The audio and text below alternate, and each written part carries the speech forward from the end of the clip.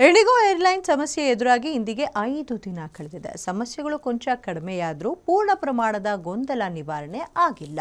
ಕೆಲ ಫ್ಲೈಟ್ಗಳು take off ಆದರೆ ಇನ್ನು ಕೆಲ ಫ್ಲೈಟ್ಗಳು ನಿಂತಲ್ಲೇ ನಿಂತಿವೆ. ಕೆಲವರಿಗೆ ಲಗೇಜ್ ಸಿಕ್ಕರೆ ಕೆಲವರ ಲಗೇಜ್ ವಿಮಾನ ನಿಲ್ದಾಣದಲ್ಲೇ ಇವೆ. ಹೀಗಾಗಿ ಪ್ರಯಾಣಿಕರ ಆಕ್ರೋಶ ಕಟ್ಟೆ ಒಡೆದಿದೆ. ಇನ್ನಷ್ಟು ಈ ಕುರಿತ ಮಾಹಿತಿ ಇಲ್ಲಿದೆ. 5ನೇ ದಿನವೂ ಇಂಡಿಗೋ ಸಂಸ್ಥೆಯ ಅವಾಂತರ. ಏರ್ಪೋರ್ಟ್ನಲ್ಲಿ ಜನಜಂಗುಳಿ, ಪ್ರಯಾಣಿಕರ ಆಕ್ರೋಶ. ಗಗನಕ್ಕೇರಿದ ವಿವಿಧ ವಿಮಾನ ಸಂಸ್ಥೆಗಳ ಟಿಕೆಟ್ ರೇಟ್.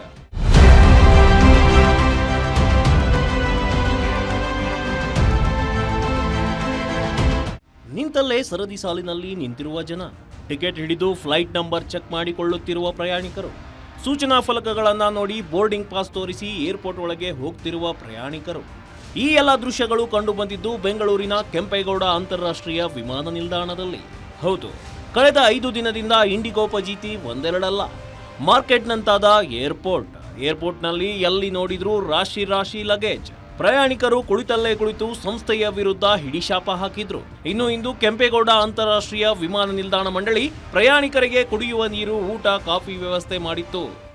ನಮ್ದು ಬ್ಯಾಂಗ್ಳೂರಿಂದ ಬಾಂಬೆಗೆ ಕನೆಕ್ಟಿಂಗ್ ಫ್ಲೈಟ್ ಇತ್ತು ಸರ್. ಇವತ್ ಸಂಜೆ 7 ಗಂಟೆಗೆ ಬಾಂಬೆ ಟು ಅಲ್ಮಾತಿ ಕಜಾಕಿಸ್ತಾನಿಗೆ ಫ್ಲೈಟ್ ಇತ್ತು.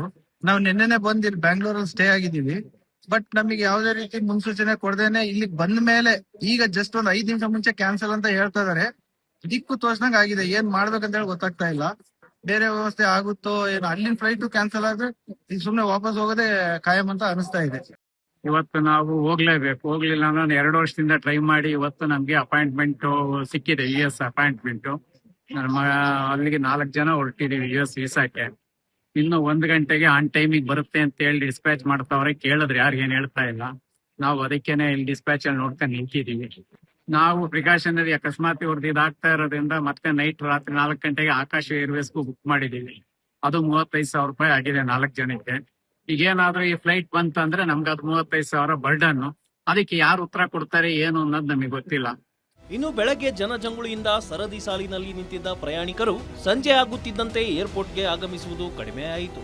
ಪ್ರಯಾಣಿಕರು ಮುಗಿಬೀಳುತ್ತಿದ್ದಂತೆ ಏರ್ಪೋರ್ಟ್ ಇತರೆ airlines air India, star air, Akash ಸೇರಿದಂತೆ ಇತರೆ ವಿಮಾನಗಳ ಟಿಕೆಟ್ ದುಬಾರಿಯಾಗಿತ್ತು.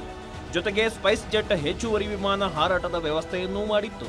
15-20 ಸಾವಿರದಿಂದ 75ರಿಂದ 80 ಸಾವಿರದವರೆಗೂ ಇಂದಿನ ಟಿಕೆಟ್ ದರ ಹೆಚ್ಚಳ ಆಗಿತ್ತು. ಇಷ್ಟೆಲ್ಲ ಅನಾಹುತ ಆದರೂ ಸರ್ಕಾರ ಏಕೆ ಮಧ್ಯಪ್ರವೇಶ ಮಾಡುತ್ತಿಲ್ಲ?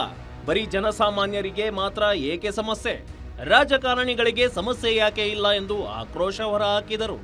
ಇದರ ಜೊತೆಗೆ ಕಳೆದ 5 ದಿನದ ಹಿಂದೆ ದೆಹಲಿಯಿಂದ ಬೆಂಗಳೂರಿಗೆ ಬಂದಿದ್ದ ಪ್ರಯಾಣಿಕನಿಗೆ ಇನ್ನೂ ತನ್ನ ಲಗೇಜ್ ಸಿಗದೆ ಪರದಾಡಿದರು.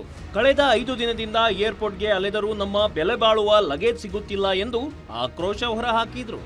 ಕೆಲವರು ಲಗೇಜ್ ಪಡೆಯಲು ವಿಮಾನ ನಿಲ್ದಾಣದಲ್ಲೇ ಮಲಗಿರುವ ದೃಶ್ಯ ಕಂಡು ಬಂದಿತು.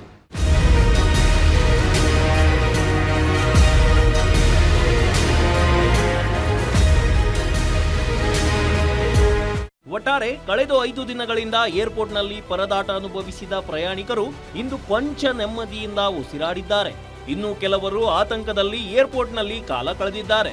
ಇಂಡಿಗೋ ಏರ್ಲೈನ್ಸ್ ಇನ್ನಷ್ಟು ವಿಮಾನ ಹಾರಾಟ ಹೆಚ್ಚಳ ಮಾಡಿ ಜನರ ಪ್ರಯಾಣಕ್ಕೆ ಸ್ಪಂದಿಸುತ್ತಾ ಅಂತ ಕಾದು ನೋಡಬೇಕಿದೆ. Mahesh BM Bittenahalli, guarantee news, Devanahalli.